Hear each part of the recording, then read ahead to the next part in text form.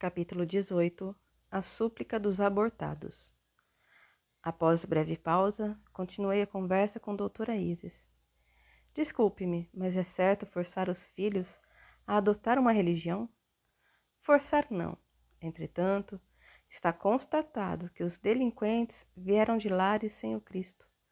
A família tem de dar ao filho exemplos cristãos. De nada adianta obrigá-los a ir à missa, aos cultos, às reuniões espíritas. Se em casa falamos palavrões, tratamos mal os serviçais, não gostamos dos sogros, somos avaros, enfim, vivemos longe dos ensinamentos cristãos. A família tem por obrigação colocar no coração das crianças os reais valores da vida. Um casal que não lesa a sociedade e respeita as leis dificilmente terá um filho delinquente. Pequenas mentiras maternas deixam marcas terríveis na personalidade de uma criança. Somente os nobres exemplos familiares poderão cultivar nos filhos os valores morais que levam o homem à vitória. A obrigação dos pais é ajudar os filhos a desenvolver um caráter elevado e nobre, que permanecerá para a vida eterna. Por isso, Luiz Sérgio, poucos possuem a coragem de educar um filho, achando mais fácil interromper uma vida, buscando o aborto como solução. Como pediatra, a irmã deve presenciar tristes casos, não é verdade? Sim, meu amigo. Por isso estou lhe dizendo que são de grande proveito cursos preparatórios para o casamento e para o recebimento de um filho. Por que as casas espíritas não iniciam tais cursos? Não deixa de ser um tipo de evangelização? Tem razão. Esperamos que parta da casa espírita esse trabalho tão útil à felicidade do ser humano. Interrompemos a conversa porque fomos chamados por Antônia, que no departamento 16 nos aguardava. Para lá nos dirigimos e qual não foi nossa surpresa quando reencontramos os que, junto a outros médicos, prestavam auxílio a Lelis, que me pareceu adormecida. O que aconteceu? Ela está doente? Perguntei ao Dr. Zeus. Sim. Ao decidir desligar o abortado de sua mãe, Lelis sofreu um choque. Choque? Então por que fez isso? Imaginei que ela tivesse conhecimento desse método socorrista. E tem. Lelis juntou-se a nós para efetuar tal trabalho. Confesso que não entendi, mas me calei. Lelis ressonava e com espanto percebemos que o abortado ainda estava ligado a ela. O feto abrigava-se no ventre de Lelis em busca de proteção. Aí os médicos iniciaram a separação, aplicando passes em Lelis e em Ives, o abortado. Ele adormeceu e foi sendo afastado carinhosamente. Era uma operação de amor, não uma cesariana. Ives foi retirado de Lelis. Ele, que estivera no ventre de Isabelle durante 3 meses, tinha uns 8 centímetros e pesava menos de meio quilo, isso é, quando desligado do corpo físico. Foi projetado um filme sobre o aborto de Ives e percebemos que ele já estava engordando. E um dos trabalhos dos médicos foi apagar essa programação da mente de Ives. Na redução perispiritual é feita uma preparação para o espírito, que fica gravada na sua casa mental, principalmente à hora do parto, no momento do aborto, quando a mulher inicia as contrações. A mente do reencarnante julga que está na hora de buscar as membranas que rodeiam o colo do útero materno, através do qual ele terá de passar, e tenta ganhar o espaço existente na pelvis da mãe. Quando ele transpõe as frágeis membranas, percebe que ainda não possui forças para vencer todos os obstáculos e se desespera, gritando por socorro.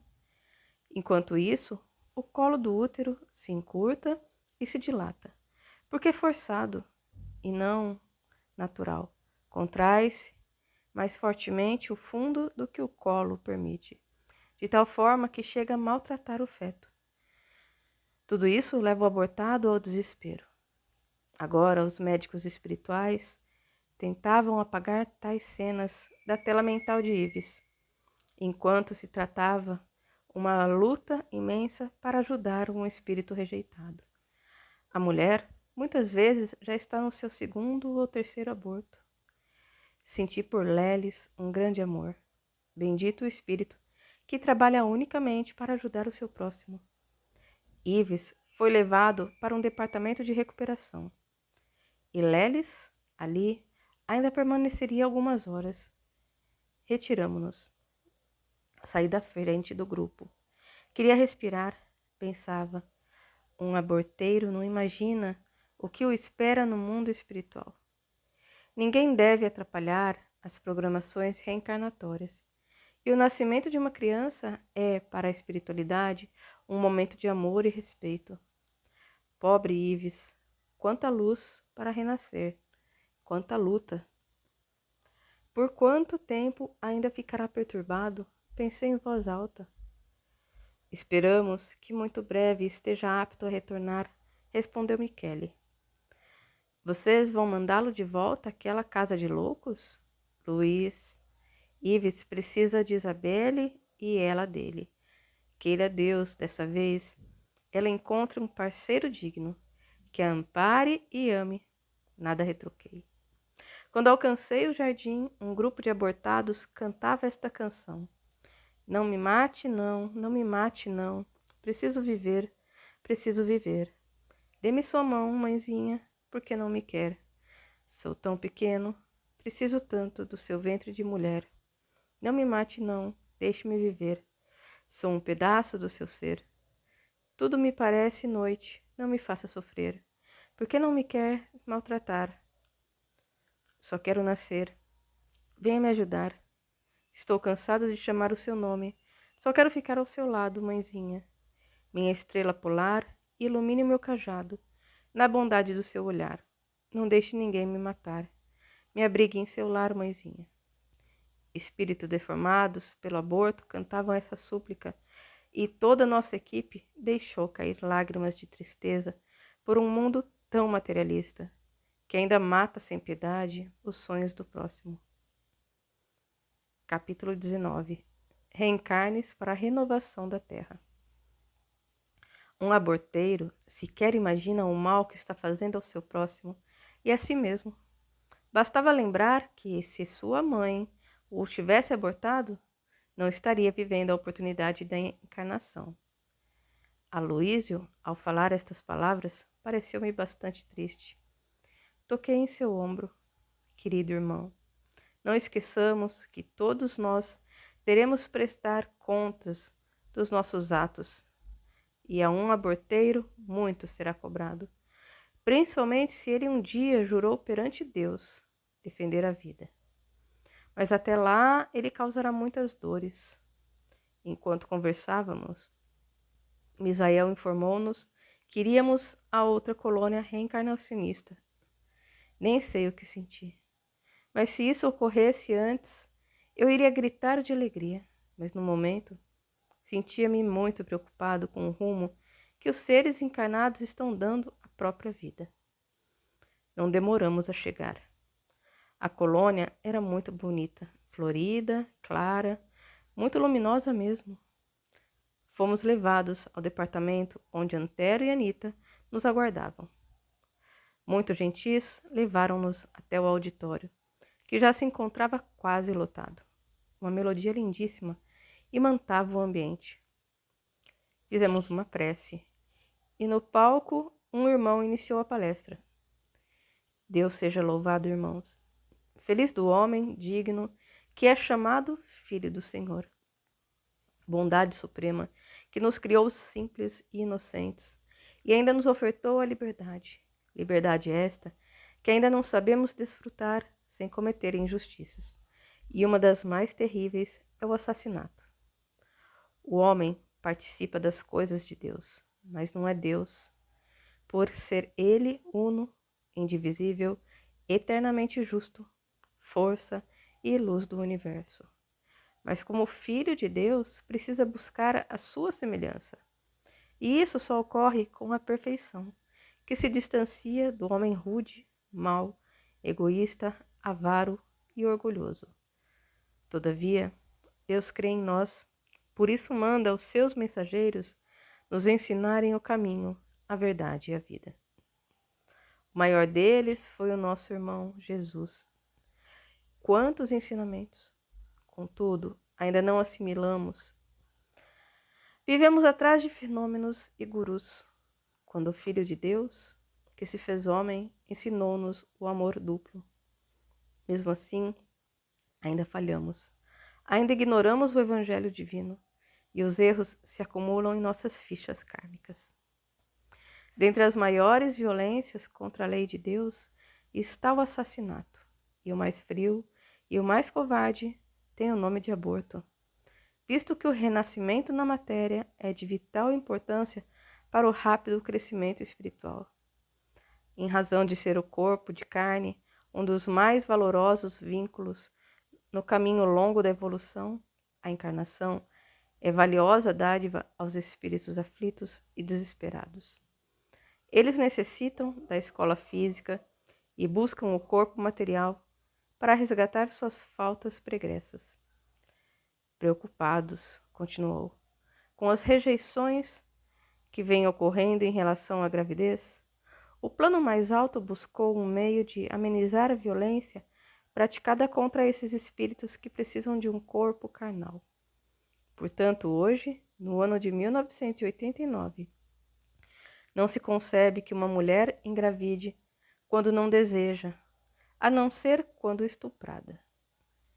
Vários métodos de limitação de filhos foram descobertos. A ciência deu à mulher meios de evitar a gravidez. Uns alegam razões econômicas, outros deficiências educativas ou doenças físicas. Muito justo. Deus conhece a limitação dos seus filhos. Porém, diante de tantos métodos anticoncepcionais, como admitir a mulher engravidar, para depois recusar a criança, buscando soluções violentas para interromper uma gravidez? Não compreendemos essas atitudes, principalmente partindo das mães, mulheres escolhidas por Deus para serem o vínculo desse transporte abençoado, pois graças a ele a terra se renova. Aniquilar a mulher é como matar as sementes, dificultar o florescimento da terra. Quando sabemos que no plano espiritual existem espíritos que necessitam reencarnar com certa urgência, espíritos por demais carentes de um corpo físico. Quão selvagem e indigno é aquele que, sem piedade, diz não a um desses irmãos. O homem precisa conscientizar-se de que a sua vida física é transitória, que logo estará na pátria espiritual e terá de colocar a sua consciência no altar de Deus. E bem-aventurado será ele se ela estiver em paz. Que os casais busquem os métodos de limitação de filhos, mas que urgentemente cesse o fogo ardente e injusto do aborto. O homem encarnado precisa saber que, ao consentir no aborto, está plantando um campo de dor e desespero, seja no plano físico, seja no mundo espiritual.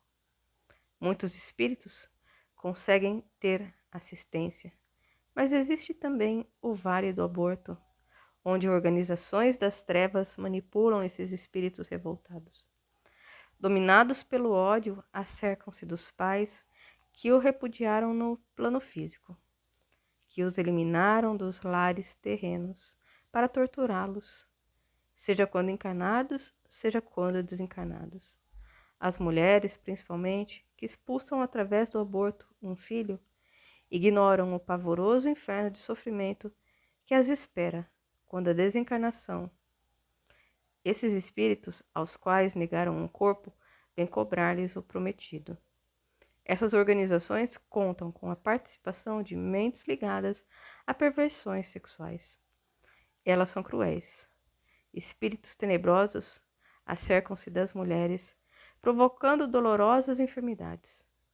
Muitas vezes, alguns se arrependem e buscam os núcleos reencarnatórios para voltar a esses lares onde foram rejeitados, em condições desumanas, deformados e retardados mentais. Porque muitos casais hoje matam? Porque dizem que não está na época de receberem esses filhos. Mas quando acham que já é tempo, a semente se encontra deformada. Prestem atenção. Em certos casos, o espírito pode levar anos a fio para conseguir reencarnar. Mas quando isso ocorrer, os pais poderão ter filhos problemáticos. Serão sementes que plantaram nesta ou em encarnações passadas e que terão de vê-las germinar. O sexo não é divertimento, é compromisso. E queira Deus, todos adquiram consciência desse fato. O aborto é o mais covarde crime que hoje se pratica no mundo físico. E com pesar, sabemos que aumenta a cada instante. Precisamos alertar toda a humanidade que ela está na Terra para exaltar a lei do amor e ninguém merece mais ser amado do que aquele que implora um corpo de carne para cumprir suas tarefas reencarnatórias. Vamos, meus amigos, ajudar uns aos outros. A plateia estática ouviu o irmão Lucindo. Ele se retirou e nós ali ainda ficamos pensativos sobre tudo o que ouvimos.